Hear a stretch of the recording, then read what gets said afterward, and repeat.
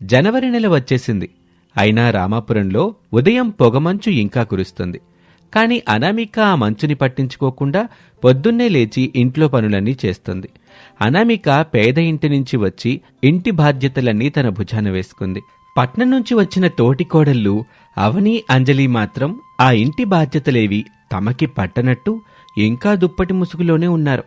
శారద చలికి వణుకుతూ హాల్లోకొచ్చింది. అమ్మ అనామిక, వాకిలి పని అయిపోయిందే తల్లి. ఈ చెల్లు పని ఎట్ట చేస్తున్నావు ఏంటో, నాకైతే ఎముగులు కొరికేసినట్టుగా ఉంది. చలి నాకు అలవాటే కదత్తయ్య. మన ఊర్లో ఈ సమయంలో లేవకపోతే పండుగ కలే ఉంటుంది. వేడి నీళ్లు కాచాను, ముఖం కడుక్కోండి. మామయ్య గారికి కూడా కాఫీ రెడీ చేశాను.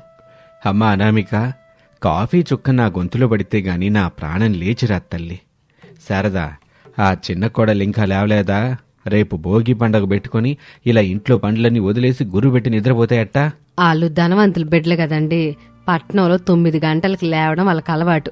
ఇక్కడ ఈ చలికి వాళ్ళు అడుగు బయట పెట్టలేరు. ఇంతలో అవని, అంజలి విసుగ్గా గదుల్లో నుంచి బయటకొచ్చారు. అబ్బబ్బబ్బా, ఏంటత్తే పొద్దున్నే మీ గోల? మీ అరుపులేంటసలు? మాకు నిద్ర పట్టనివ్వడం లేదు. ఈ పల్లెటూరు చలి అసలు భరించలేకపోతున్నాం. అవునత్తయ్య, ఈ మంచు వల్ల నా ఫేషియల్ పాడైపోతుంది. మా ఇంట్లో అయితే మేము హీటర్ వేసుకుని హాయిగా బెడ్ మీద ఉంటాం. అప్పుడే రమేష్, సురేష్, అరుణ్ అక్కడికొస్తారు. అంజలి, ఇది పల్లెటూరు, ఇక్కడ హీటర్లుండవు. అనామికాని చూడు, చలిని లెక్క చేయకుండా ఎంత చక్కగా పనులు చేస్తుందో. అవునవుని, వదినొక్కతే అన్ని పనులు చేస్తుంది. మీరు కూడా రేపు భోగి పండక్కి సహాయం చేయాలి. సహాయం ఏంటి సురేష్? రేపు భోగి పండగని మేమే చేస్తాం. అనామిక అక్క కంటే మేమే బాగా సెలబ్రేట్ చేసి చూపిస్తాం. అంతేనా అంజలి? ఖచ్చితంగా రేపు భోగి మంట ఎలా ఉండాలో మేం చూపిస్తాం. అనామిక అక్క పాత పద్ధతిలో చేస్తుంది, మేము మోడర్న్గా చేస్తాం. మీరా? మీకు అసలు భోగి పండగ అంటే ఏం తెలుసా? ముగ్గులేయడం, భోగి పళ్ళు పేయడం, మంటేయడం, అసలు ఇవన్నీ మీకు వచ్చా? అత్తయ్య, గూగుల్ ఉంది కదా, ఒక్క నిమిషంలో అన్నీ నేర్చుకుంటాం. రేపు పోటీ పెట్టుకుందాం. అనామిక అక్క ఒక పక్క, మేమిద్దరం ఒక పక్క. ఎవరి పండుగ గ్రాండ్గా ఉంటుందో మామయ్య గారే చెప్పాలి. ఓహో, పోటీనా? సరే, మరి అనామిక నువ్వేమంటావు? పోటీ ఎందుకు మావయ్య? అందరం కలిసి పండుగ సెలబ్రేట్ చేసుకుందాం. అక్క, నువ్వు భయపడుతున్నావు. మా పద్ధతులు గ్రాండ్గా ఉంటాయి. నీ దగ్గర గ్రాండ్ ఐడియా లేవు, అందుకే ఈ కాంపిటీషన్కి భయపడుతున్నావు. అనామికకి ఇష్టం లేకపోయినా అవని, అంజలి పంతం వల్ల అనామిక పోటీకి ఒప్పుకుంది. ఒక పక్క అవని, అంజలి ఫోన్లలో భోగి పండుగ గురించి వెతకటం మొదలుపెట్టారు. మరోపక్క అనామిక నిశ్శబ్దంగా తన పనులు తాను చేసుకుంటుంది. భోగి పండుగ ముందు రోజు సాయంత్రం పెరట్లో పనులు జరుగుతున్నాయి. అవని, అంజలి ఆన్లైన్లో ఖరీదైన డెకరేషన్ సామాన్లు ఆర్డర్ చేశారు. కానీ అవి ఊరికి రావటానికి టైం పడుతుందని తెలిసింది. ఏంటంజలి, ఆ లైట్లు ఇంకా రాలేదు. ఆన్లైన్లో డెలివరీ లేట్ అవుతుందట. ఇప్పుడు భోగి మంటకి కర్రలు ఎక్కడి నుండి తేవాలి? అరుణ్ అడుగుదాం. అరుణ్, కర్రలు ఎక్కడ దొరుకుతాయే? మంట పెద్దగా రావాలి. పెరట్లో పాత కర్రలున్నాయి చూడండి, కానీ భోగి మంట కోసం వాటిని ఒక పద్ధతిలో అమర్చాలి. మరి అదంతా మాకు తెలుసులే. మేము ఆయిల్ పేసి మంట పెడతాం, అప్పుడే అది ఆకాశానికి ఎగురుతుంది. ఆయిలే? భోగి మంటలో ఆయిల్ ఏంటి అమ్మాయిలు? ఆవు పేడ పెడకలో పాత సామాన్లు వేయాలి. ఆవు పేడ? ఛీ, నేను వాటిని ముట్టుకొని అత్తయ్య, నా గోళ్లు పాడైపోతాయి. అత్తయ్య, రేపు తెల్లవారుజామునే మంట వేయాలి కదా. పిడకలు, పాత సామాన్లు అన్నీ సిద్ధం చేశాను. మావయ్య గారికి ఇష్టమైన నువ్వులుండలు, బొబ్బట్లు కూడా రెడీ చేశాను. అమ్మా అనామిక, నీ ప్లానింగ్ బాగుంది తల్లి. ఆ పక్కన చూడు, ఆ ఇద్దరు తలలు పట్టుకొని కూర్చున్నారు. ఇక తెల్లవారుజామున భోగి పండుగ సమయం. గ్రామంలో అందరూ మంటలు వేస్తున్నారు. ప్రసాద్ ఇంటి ముందు 2 మంటలకు ఏర్పాట్లు జరిగాయి. ఒకటి అంజలి, అవని భోగిమంట, ఇంకొకటి అనామిక భోగిమంట. అవని, అంజలి మంట వేయటానికి ప్రయత్నిస్తున్నారు, కానీ ఆ మంట అంటుకోవటం లేదు.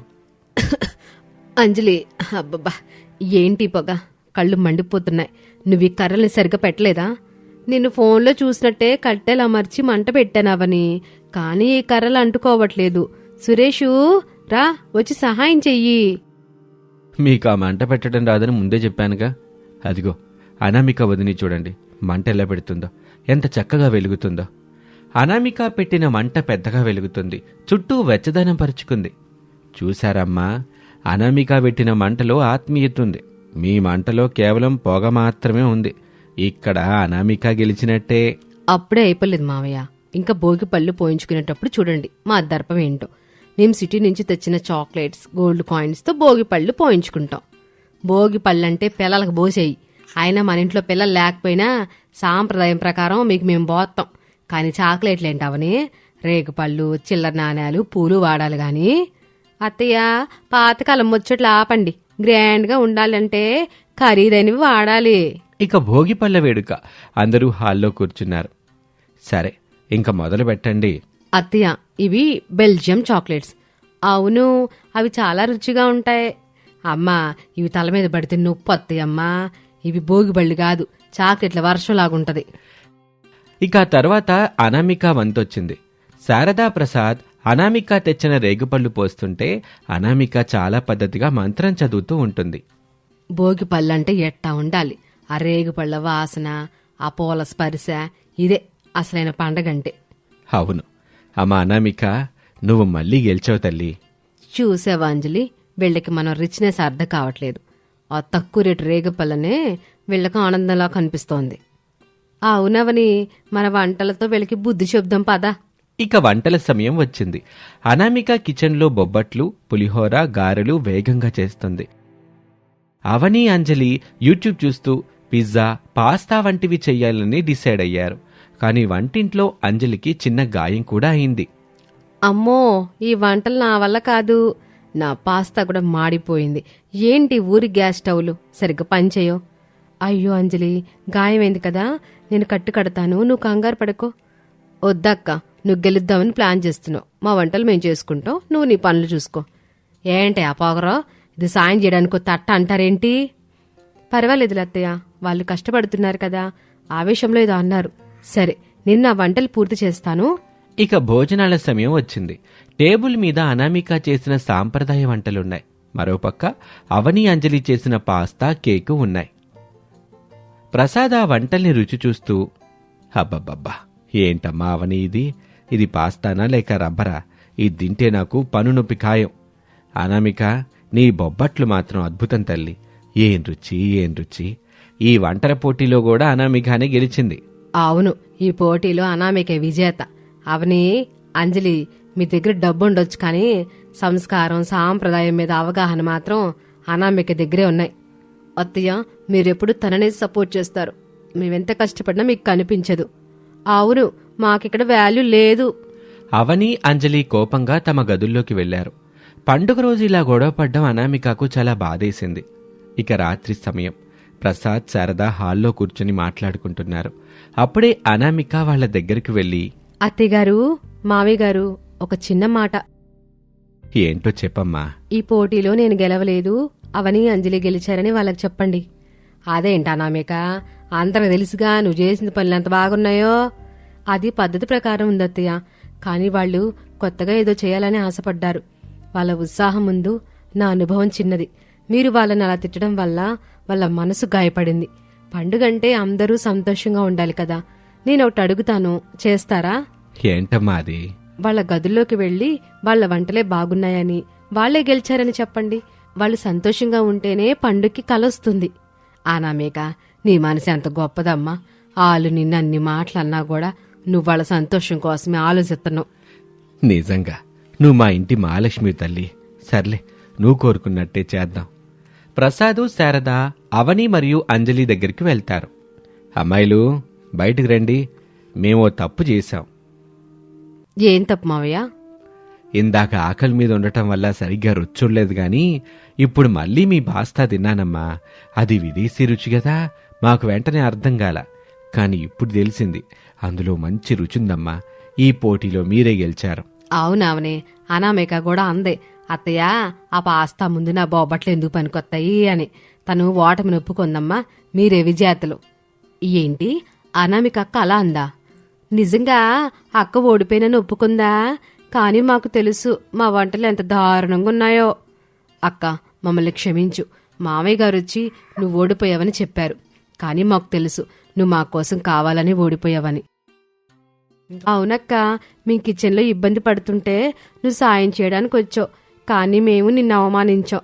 అయినా నువ్వు మా సంతోషం కోసం అత్తయ్య గారిని అబద్ధం చెప్పమని అడిగావు కదూ, అది మాకు వినిపించింది. నీ పేదరికం కేవలం డబ్బులోనే ఉందక్క. నీ మనసు మాత్రం కోటీశ్వర్ల కంటే గొప్పది. అదేం లేదులే చెల్లెమ్మలు, మీరు సంతోషంగా ఉంటే అదే నాకు పండుగ. మనం తోడికొడలం కాదు, ఒకే తల్లి బిడ్డలా ఉండాలని నా ఆశ.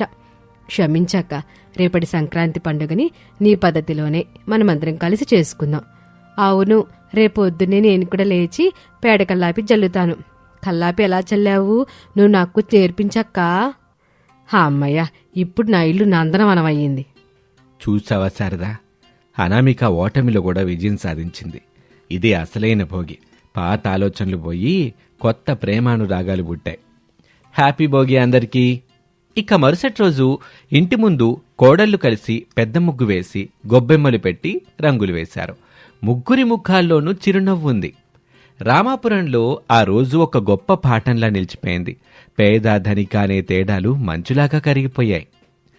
ప్రసాద్ కుర్చీలో కూర్చొని, శారదా చూసావా, మన ముగ్గురు కోడళ్ళు ఒకేలాగా ఒకే ముగ్గులాగా ఎలా గెలిచిపోయారో.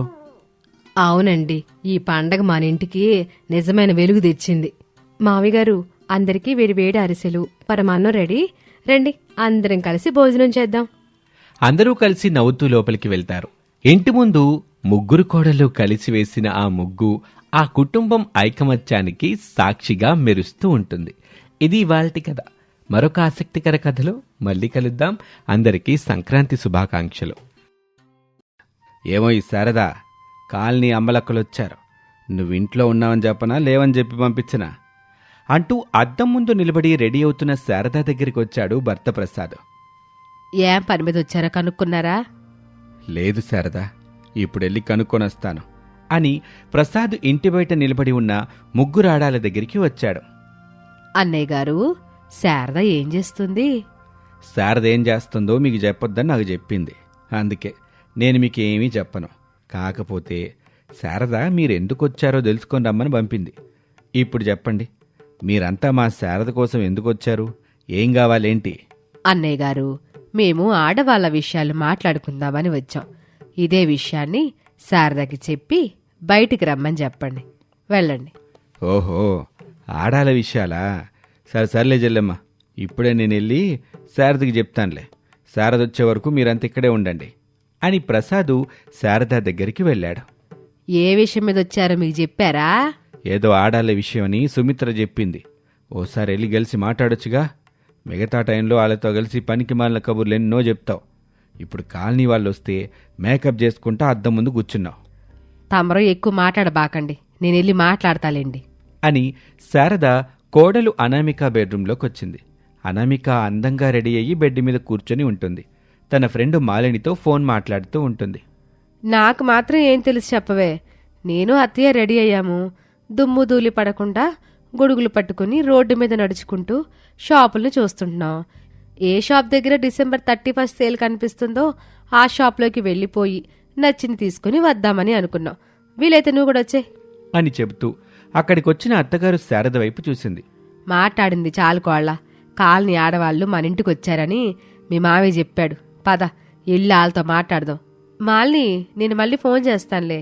నీకు December 31 షాపింగ్ చేయాలనుంటే సూపర్ డూపర్ షాపింగ్ మాల్ దగ్గరికి వచ్చే అని చెప్పి అనామిక ఫోన్ పెట్టేస్తుంది. పదండి అత్తయ్య, కాలనీ ఆడవాళ్ళతో మాట్లాడదాం అని అత్తగారు శారదను తీసుకుని అనామిక బయటకొచ్చింది. అత్తా కోడలిద్దరినీ చూసి ఆ కాలనీ ఆడవాళ్లు సుమిత్ర, కావేరి, శ్యామల ముగ్గురు సంతోషపడ్డారు. వారెవ్వా శారదా, ఈ లుక్లో భలే అందంగా ఉన్నావు తెలుసా. ఏ బిస్కెట్ అని అనామిక అనగానే శారద అయోమయంగా చూస్తూ ఉంటుంది. నేను నిజం చెప్తున్నాను శారదా, మహాలక్ష్మిలా ఉన్నావనుకో. ఏ క్రీమ్ బిస్కెట్. కోళ్ళ, నీ బిస్కెట్ల గోల కొంచెం పక్కనెట్టు. అసలు సుమిత్ర వాళ్ళు వచ్చిన విషయం ఏంటో చెప్పని. చెప్పు సుమిత్ర, ఏంటి సడన్గా మా ఇంటికి వచ్చారు? December 31 వస్తుంది కదా అని. నేను మాత్రం చందాలు ఇవ్వడానికి సిద్ధంగా లేను సుమిత్ర. తెలివితో ఉండి మాట్లాడుతున్నావా శారదా? December 31కి ఎక్కడైనా ఎవరైనా చందాలు కలెక్ట్ చేస్తారా? అసలు అడుగుతారా? కొంచెం కూడా బుర్రను వాడవా నువ్వు? అంటే ఏంటి సుమిత్ర గారు, మా అత్తయ్యకి బుర్ర లేదంటున్నారా? లేకపోతే బుర్ర ఉండి కూడా వాడలేకపోతున్నారని అంటున్నారా? ఏదో ఒకటి చెప్పండి. అలా సగం సగం చెప్తే ఎలా చెప్పండి? కోళ్ళ నువ్వెక్కువగా మాట్లాడితే నేను నీకు డిసెంబర్ 31కి ఏమి కొన్నావు? సారీ అత్తయ్య అని అనామిక నోరు మూసుకుంటుంది. మన కాలనీలోని మగాళ్ళందరూ కలిసి మందు విందు చిందు అంటూ దావత్ చేసుకుంటున్నారు. మన ఆడవాళ్ళం కూడా కూల్ డ్రింక్ విందు పసందు అంటూ దావత్ చేసుకుందామని పాటలు పెట్టుకుని డాన్సులు కూడా వేసుకుందాం. జోస్తో జోరుగా జరుపుకుందాం శారదా, ఏమంటావ్? సారీ సుమిత్ర, మేమెక్కడికి రావులే. మా ఇంటి మగవాళ్ళు ఏ చిందికి పోవడం లేదులే. మేమంతా మా ఇంట్లోనే మా పిల్లలతో కలిసి డిసెంబర్ 31ని బాగా ఎంజాయ్ చేసేందుకు ప్లాన్లు చేసుకుంటున్నాము. అందుకని మీరు ఇక్కడి నుంచి వెళ్ళిపోతే మీ షాపింగ్కి వెళ్ళే పనుంది. అసలే ఏ షాపింగ్ మాల్ వాడు ఎంతెంత ఆఫర్స్ వెళ్ళి పెట్టాడో ఏమో. నేను అప్పుడే చెప్పాను కదా సుమిత్ర, శారద ఇంటికి వద్దని. నువ్వే ఏదో ఒకటి చెప్పి ఇక్కడికి తీసుకొచ్చావు. ఈ టైము మన రమణి ఇంటి దగ్గర స్పెండ్ చేసినా తన అందరి కోసం ఏదో ఒకటి తీసుకొస్తానని ఒప్పుకునేది. మనకి ఏదో ఒకటి తినడానికి పెట్టేది. కడుపు నిండుగా తినేవాళ్ళం అని ఇంకా ఏదో అనబోతూ ఉండగా మధ్యలోనే శారద కల్పించుకొని ఇలా అంటుంది.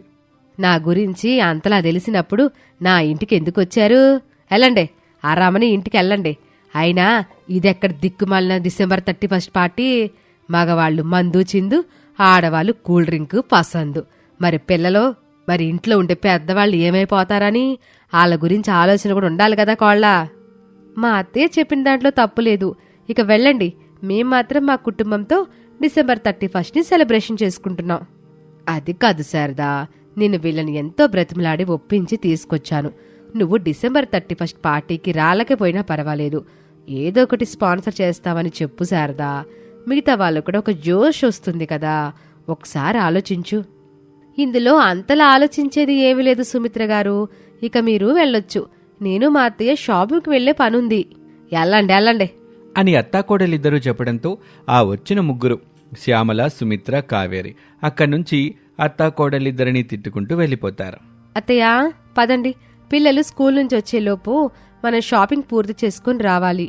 లేదంటే పిల్లలు చేసే అల్లరి అంతా ఇంత కాదు. సరే కోళ్ళ, నేను మీ మామయ్యతో షాపింగ్ చేసి వచ్చిన తర్వాత మాట్లాడతానులే అని అత్తాకోడళ్ళు ఇంటి నుంచి బయటకొచ్చారు.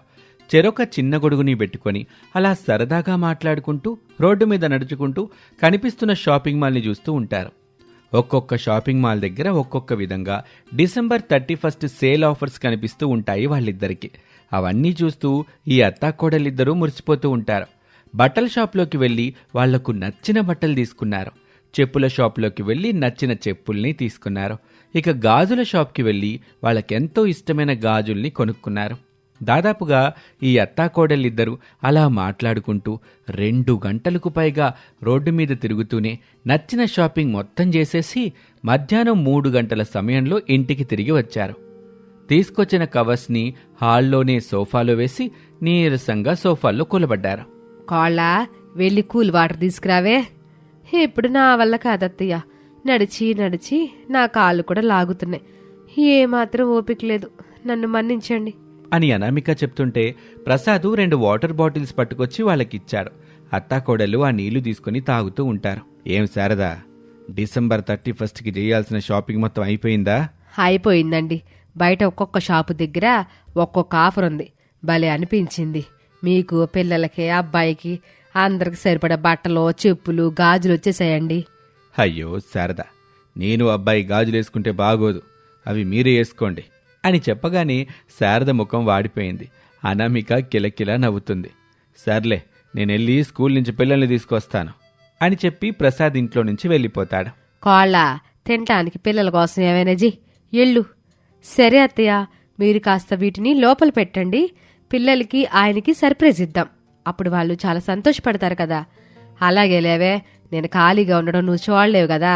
ఎప్పుడు చూడు ఏదో ఒక పని తీసుకొచ్చి నాకు చెప్తానే ఉంటావు అని శారదనగానే అనామిక ఏమీ మాట్లాడకుండా కిచెన్లోకి వెళ్ళింది. పిల్లల కోసం తినటానికి ఏదో ఒకటి చేస్తూ ఉంటుంది. శారద కొన్న వాటిని లోపలికి తీసుకెళ్తుంది. ఇక ప్రసాదు నవ్వుతూ పిల్లలిద్దరూ హరీష్ని, భవ్యని ఇంటికి తీసుకొచ్చాడు. ఇక పిల్లలిద్దరూ రావటంతోనే, నానమ్మ, నా కొత్త బట్టలు ఎక్కడున్నాయి? నా కొత్త చెప్పులు ఎక్కడున్నాయి? నా చేతికి వాచ్ ఎక్కడుంది? చెప్పు నానమ్మ, అన్నిటినీ బయటకు తీసుకురండి. అవును నానమ్మ, అన్నిటినీ తీసుకురండి. నా కోసం తీసుకున్న ఫ్రాక్తో పాటు మ్యాచింగ్ గాజులు చెప్పులు కూడా తీసుకురండి. అని గట్టిగా అరుస్తూ ఉంటారు. శారద వెంటనే హాల్లోకొచ్చింది. మీకోసం ఇవన్నీ తీసుకొచ్చామని ఎవరు చెప్పారా? మా తాతయ్య చెప్పాడు నానమ్మ. అని అంటూ ఉండగా ప్రసాద్ ఇంట్లోకొచ్చాడు. అవును శారదా, దారిలో వాళ్ళకి నేనే చెప్పానులే. ఘనకార్యం చేశారులే గాని పిల్లలు, ఈరోజు రాత్రికి డిసెంబర్ 31 కదా? అవును నానమ్మ, కేకులు కూల్ డ్రింక్స్ ఐస్ క్రీంలతో పాటు వేడివేడిగా తినటానికి ఏవైనా చెయ్యండి. ఫుల్గా డిసెంబర్ 31 పార్టీ చేసుకుందాం. అవును నానమ్మ, అన్ని ఏర్పాట్లు చేయండి. మనము చాలా బాగా ఎంజాయ్ చేయాలి. సర్లే పిల్లలు, అన్ని ఏర్పాట్లు చేస్తానులే. ఇప్పుడెళ్ళి మమ్మీ మీకోసం ఏవైతే చేసిందో తినండి. స్కూల్లో ఇచ్చిన హోంవర్క్లు అయి ఉంటాయి కదా, చేసుకోండి. సరే నానమ్మ. అని పిల్లలు చెప్తూ ఉండగా అనామిక పిల్లల కోసం చేసిన మ్యాగీ తీసుకొచ్చి వాళ్ళకిచ్చింది. పిల్లలు సంతోషంగా ఆ మ్యాగీ తీసుకొని తింటూ ఉంటారు. ఇక అత్తాకోడళ్ళు రాత్రికి చేయాల్సిన డిసెంబర్ 31 సెలబ్రేషన్ గురించి మాట్లాడుకుంటూ ఉంటారు. అలా సమయం గడుస్తూ రాత్రి 11 గంటలయింది. అత్తాకోడలిద్దరూ ఇంట్లోనే ఫుల్లు సౌండ్తో డీజే పెట్టారు. హరీషు, భవ్య, రమేషు, ప్రసాదులు అందరూ డాన్స్ చేస్తూ ఉంటారు. అలా గంట గడిచింది. అందరూ బాగా అలసిపోయారు. అత్తాకోడలు మాత్రం సోఫాలో కూర్చుని గోడకున్న గడియారం వంక చూస్తూ నిమిషం నిమిషాన్ని కౌంట్ చేస్తూ ఉంటారు. 12 గంటలయింది. సంతోషంగా కేక్ కట్ చేసి ఒకరికొకరు పంచుకొని తింటారు. హ్యాపీ న్యూ ఇయర్ అంటూ ఆ కాలనీ అంతా వినిపించేలా గట్టిగా అరుస్తారు. ఇక అందరూ కలిసి కాసేపు సరదాగా కబుర్లు చెప్పుకుంటూ ఉంటారు. ఈ విధంగా అత్తాకోడళ్ళు కొత్త సంవత్సరం సెలబ్రేషన్స్ని ఆనందంగా మొదలుపెట్టారు.